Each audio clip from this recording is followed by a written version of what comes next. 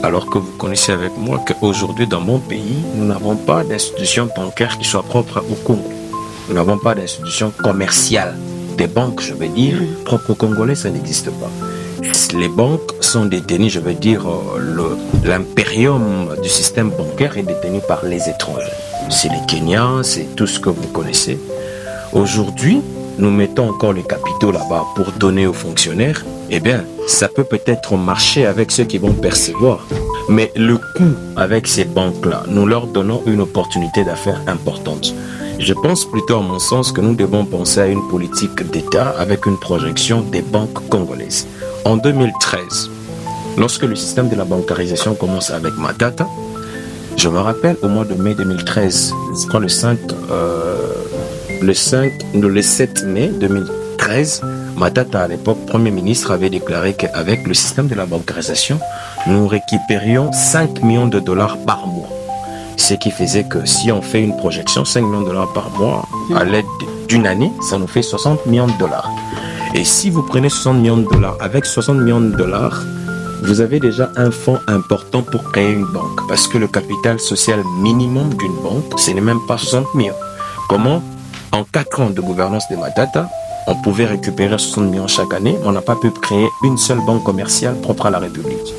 Je pense qu'on doit réfléchir sur cette question. Et même, avec le système de la bancarisation toujours, moi j'ai toujours dit que c'était une faute politique de faire de la bancarisation une politique générale. Je trouve très imprudent de prendre la solde des militaires, de conférer aux banques qui ne sont pas détenues par les Congolais. Nous savons ici que la guerre que nous vivons en RDC est une guerre financée par les multinationaux, nous le disons. Ces banques-là, ils connaissent la solde d'un général, alors que le salaire a vocation d'être secret. Ils connaissent la solde d'un général, ils savent qu'il touche 2000 dollars. Je donne ça comme ça. Mais ils financent les guerres. Ils savent que c'est tel général qui est aux commandes, qui est au théâtre des opérations. Ils peuvent tout simplement faire des opérations bancaires sans traçabilité. On vous pique un général parce qu'on connaît ce qui touche. En fait, on sait circonscrire son mode de vie.